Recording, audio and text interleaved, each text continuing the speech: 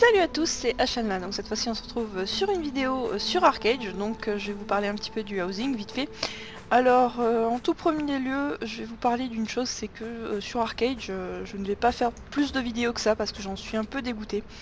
Donc j'ai été hacké une première fois. Donc merci Trion pour ta réponse magnifique, démerde-toi limite.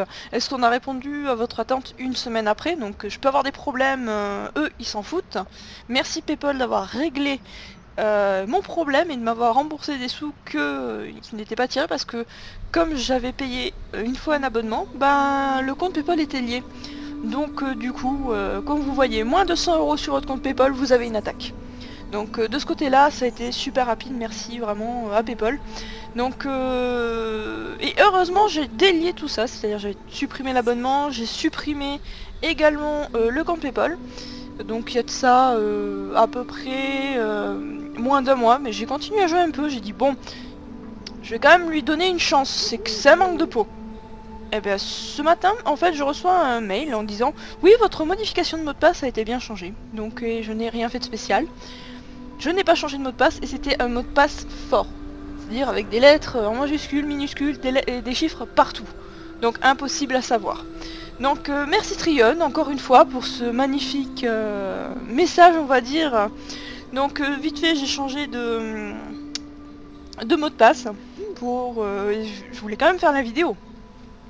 Mais je ne vais pas pousser le jeu plus longtemps parce que se faire hacker 2 fois, c'est bon. Sachant que j'ai nettoyé mon PC de toute merde ou quoi que ce soit, c'est un peu gros là, je commence à en avoir marre. Sachant que mes comptes WoW, tous mes autres comptes sont nickel. Je n'ai pas de soucis. Donc ça ne vient pas de mon côté. Donc voilà, c'était mon coup de gueule parce que je pense que même vous devriez faire attention vraiment de regarder bien vos comptes, surtout que en fait quand vous vous faites hacker, ben vous pouvez regarder, vous n'avez pas de PO en moins ou quoi que ce soit. Non non, c'est que les personnes vident votre compte bancaire, on va dire jusqu'à ce qu'ils puissent pour acheter en fait des compensations du travailleur. Donc ils ne touchent pas vos PO, ils ne touchent pas vos composants, ils ne touchent rien à tout ça. Donc c'est pas forcément détectable. Et après bah, ils s'envoient sans doute à un autre perso et ils revendent ça à l'hôtel des ventes. Donc voilà.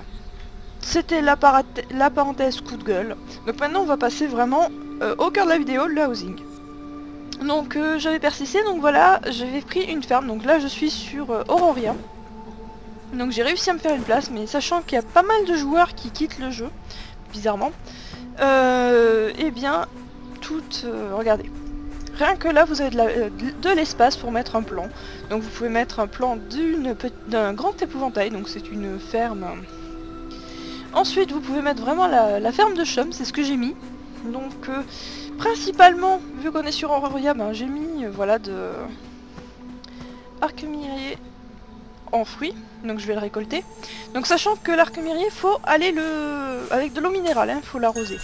Sinon ça ne vous donne absolument rien. Et vous ne pouvez pas l'arroser avec de l'eau normale. Donc ce qui est intéressant, c'est que ça vous permet de récupérer voilà, des pincées de poussière. Ça coûte cher à l'achever au final. Quand vous voulez faire vos crafts, c'est nécessaire. Donc c'est surtout les lunaires qui coûtent la peau du cul au bout d'un moment. Donc là j'ai mis des genévriers. Donc en fait il y a une possibilité, une chance infime, mais une chance d'avoir en fait un arbre frappé par la foudre. Donc ça vous fait une bûche frappée pour la foudre pour un chariot. Donc ça coûte extrêmement cher à l'HV. Donc c'est pour ça, sur un terrain comme Auroria, j'ai voulu tenter de mettre des arbres à pouces longs. Donc c'est les arbres en fait, ce n'est pas parce que vous laissez l'arbre pendant 5 jours que vous allez avoir une chance qu'il soit frappé par la foudre. C'est pendant le temps de pouce. Donc voilà, donc ça c'est pourquoi les gens plantent des arbres principalement. Et pourquoi c'est intéressant, parce que quand vous voyez l'arbre frappé par la foudre, ça peut vous faire... l'arbre, pas la bûche, l'arbre à peu près un KPO. Ce qui est quand même pas négligeable. Donc moi ça m'est jamais arrivé pour l'instant. Donc moi je suis plus dans de la récolte de fruits. Donc j'ai fait pas mal dans la vigne. Dans les jujubiers, vu que c'est un terrain aride donc ça pousse mieux. J'ai fait aussi la vigne, j'ai fait un petit peu de bananier également. Donc là j'ai fait pas mal d'arbres en ce moment, donc c'est vrai que ça fait un bon trafic. Et bon, comme toutes les maisons, toutes les constructions nécessitent du bois, ça part vite. Mais ce qu'il vous faut principalement, c'est des points d'artisanat, parce qu'on peut faire beaucoup de choses, que ce soit de la récolte ou de l'artisanat, mais vous êtes limité par ces points là. C'est vraiment votre vos compteurs importants pour quand vous faites quoi que ce soit pour monter votre maison, que ce soit pour faire un craft à côté ou de la récolte. C'est vraiment essentiel, donc vous pouvez en avoir jusqu'à 5000. Donc l'avantage d'être abonné, c'est que ça remonte plus vite. Donc quand vous plantez quelque chose, donc regardez bien mes points en bas, j'en ai 4789, excusez-moi. Donc ça ne bouge pas. Là les arbres, il n'y a pas besoin de les arroser, donc c'est pour ça que je les plante assez rapidement. Donc oui, je les replante et je dis que je vais arrêter le jeu. Oui, c'est pour vous montrer. C'est vraiment, je suis un peu dégoûtée.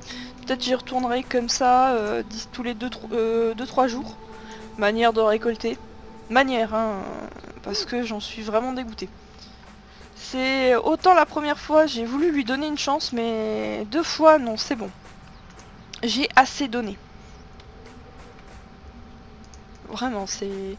Je trouve que c'est dommage parce qu'il y a des bonnes choses. Le PVP, bah, on a autant du PVP sauvage, autant les arènes, je les ai testés un peu.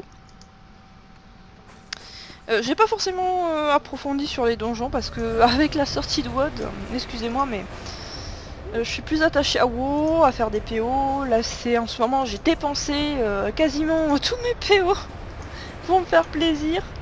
Donc, faut que je refasse mon stock. Donc c'est une bonne nouvelle que de refaire mon stock parce que je vais pouvoir vous montrer les nouvelles façons de farmer ou qu'est-ce qui est bien en artisanat parce que ça a complètement changé. Mais bon, ça fera l'objet d'une autre vidéo. Donc je verrai ça plus tard. Donc je suis en train de regarder. Hop, oui, j'ai pris une malle. Manière de mettre, de stocker un petit peu tout ce qui est un archéum. Voilà, bon ça c'est fait. Donc ça c'est pour la maison, parce que je vous en parlais vu que j'étais devant. Donc en fait, pourquoi c'est utile d'avoir la maison, de faire par exemple, de planter des arbres, planter des plantes, planter des légumes. Voilà, c'est par rapport aux compétences. Donc toutes ces compétences là, ce sont des compétences de métier qu'il vous faut monter. Donc plus vous allez être haut, plus vous allez pouvoir crafter des choses. Ou avoir des bonus. Donc là, on voit que c'est flagrant, je suis dans l'élevage. Donc l'élevage, c'est tout ce qui est bestiole. Donc que ce soit les cages, les enclos ou les bestioles toutes seules. Donc sachant que les enclos rapportent énormément de points d'élevage, ça monte très vite. Et à crafter, l'avantage d'avoir un élevage qui est haut, c'est de pouvoir crafter justement les cages avec un atelier de fermier. Donc là vous voyez les différentes possibilités. Donc là vous voyez il me manque pas grand chose et je peux faire l'enclos à vache. L'enclos à Yata, c'est faut y aller quand même. Avec le 6000, 60 000 j'y suis pas encore. Donc après ce sont des matériaux faciles à trouver. Donc voilà, vous allez planter par exemple du bambou, vous allez récupérer la bénédiction. Donc chose que vous avez l'atelier du fermier il me semble. Ah, reviens ici. Hop. Et voilà. Alors l'atelier de farming, il vous faut sacrifier un petit épouvantail pour le crafter. Bon, donc je vais en profiter. Je vais aller, puisque là c'est la ferme, elle est sur Aurorien. Et j'ai une petite maison, faut que je vois si elle a été vendue, puisque ça fait beaucoup d'impôts. Ah oui, en parlant des impôts, oui, ça fait beaucoup d'impôts, mais si je ne vous parle pas à quoi ça correspond, ça ne va pas vous dire grand chose. Donc à chaque fois que vous faites du housing, vous avez votre maison. Il vous faut des impôts, des attestations, puisque chaque semaine les impôts sont prélevés. Donc il vous faut tant d'attestations pour pouvoir garder votre maison, votre épouvantail, votre plus gros épouvantail ou votre ferme.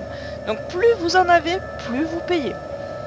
Donc ces épouvantails, faites toutes ces attestations, vous pouvez les créer vous-même, elles sont liées, ou les acheter à l'HV. Ou dans la boutique. Mais bon, ça c'est...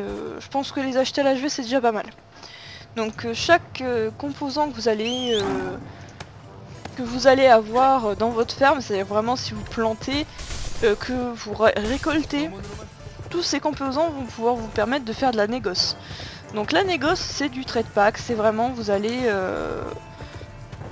avoir une recette. Hop. Je vous parle en y allant. Enfin, voilà, les crêpes, parce que je peux les faire, voilà.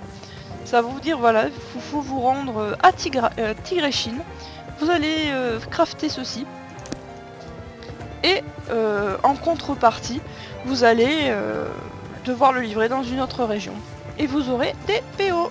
Donc plus vous allez loin, plus vous avez de PO. Bon. Maintenant, on passe, vive le bug graphique, à de la récolte. Hop, les enclos Yata. C'est très cher, attention les points. Bam. Et voilà, donc un bon exemple, c'est-à-dire je viens de payer ma compétence et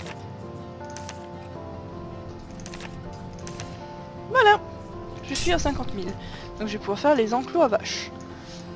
Donc pour l'instant, je vais juste m'occuper de mes bestioles.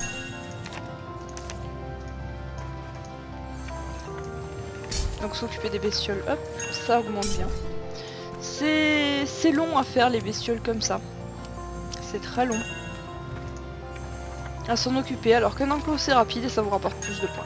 Mais il vous faut plus de points d'artisanat, on revient toujours à vraiment être bloqué là. Donc si vous voulez monter un métier, là je voulais monter l'élevage, mais en contrepartie je ne peux pas forcément monter la confection, c'est-à-dire tout ce qui est couture.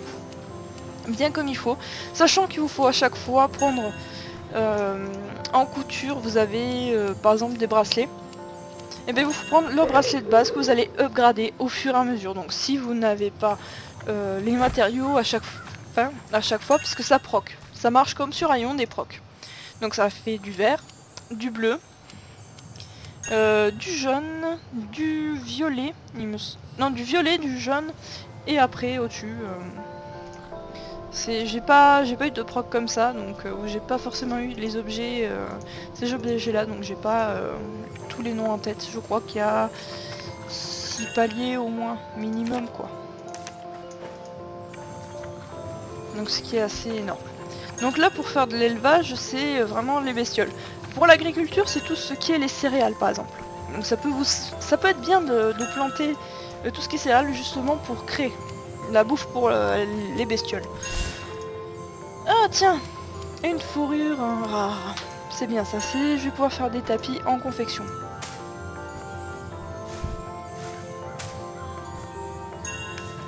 Donc voilà, en fait tout ce que vous récoltez, soit vous pouvez après derrière le transformer. Donc par exemple là les fruits, donc soit vous pouvez acheter un couteau du sel bleu, donc pour faire de la purée du verger par exemple, ou revendre les matériaux bruts. Donc sachant que les matériaux qui sont en verre, vous pouvez les claquer, ça ne sert majoritairement à rien. Donc juste une petite chose, si vous avez un doute, vous allez dans le répertoire, vous tapez, vous allez dans matériaux et vous mettez par exemple, là je vais mettre Yata. Puisque j'ai eu le, voilà, en fait la fourrure dufteuse de Yata. Mais parfois vous ne...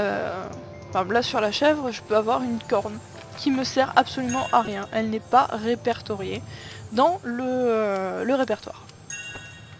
Donc du coup, bah, ça sert à rien de le garder. Donc non, j'ai pas vendu ma baraque. Si vous voulez, vous pouvez la vendre, c'est à prix modeste.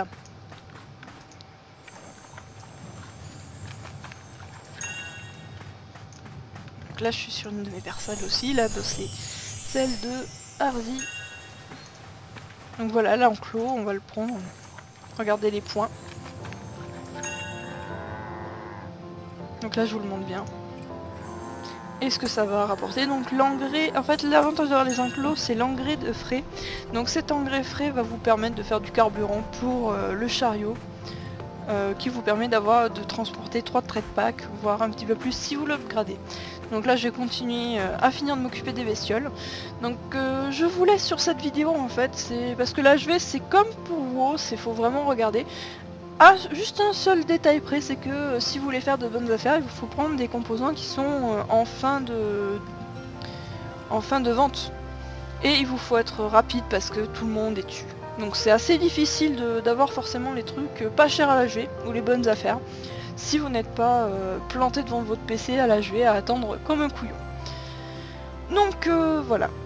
Et les trade packs, bah, c'est très long, donc je vais pas vous montrer un trade pack déjà vous pouvez regarder dans le répertoire au niveau négoce pour avoir déjà les composants, pour vous faire une idée.